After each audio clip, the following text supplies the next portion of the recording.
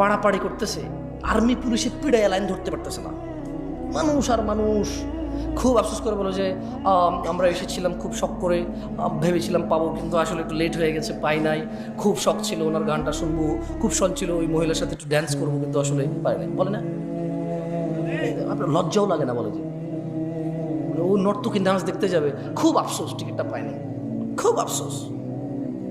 পুলিশকে যখন ইন্টারভিউ নিতে পুলিশ বলো যে এখানে আইন শৃঙ্খলা বাহিনী আরও বেশি মোতায়েন হওয়া দরকার ছিল, আমরা আগে থেকে বুঝতে পেরেছিলাম যে মানে পরিস্থিতি এমন করে থাকবে না, আমরা শুরু থেকে এসেছি, লাইন ধরার চেষ্টা করেছি, মানুষ বুঝতে চায় না, নাহলে আরও অনেক ক্ষয়ক্ষতি হয়ে যেত। মানে গান শুনতে যাবে সবাই, কী শুনতে যাবে?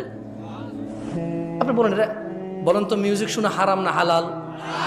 নাচ দেখা হারাম না হালাল? কে জানে না? একজন হাত তোলেন যে এটা জানেন না। একজন লোক হাত তোলেন যে জীবনে আজকে প্রথম জানছেন গান শোনা হারাম, এর আগে কোনোদিন শোনেন নাই, হাত তোলেন তো একজন। তা আমি তো একটু আগে এটাই বলছিলাম, আমাকে কেন নিয়ে আসছেন এই পৃথিবীতে? আল্লাহ যা নিষিদ্ধ নিকৃষ্ট করেছে প্রত্যেকটা সম্পর্কে আপনি জ্ঞান রাখেন। হয়তো কোন আয়াতে বলেছে নিষেধ, কোন হাদিসে বলেছে নিষেধ, এটা আপনি জানেন না, কিন্তু কাজটা যে নিষিদ্ধ এটা আপনি জানেন। এই পৃথিবীতে প্রত্যেকটা ভালো কাজের, প্রায় ভালো কাজ আপনি ইলম রাখেন। হয়তো কোন আয়াতে বলেছে, কোন হাদিসে বলেছে সেটা আপনি কি ইলম রাখেন না, কিন্তু এটা আপনি জানেন।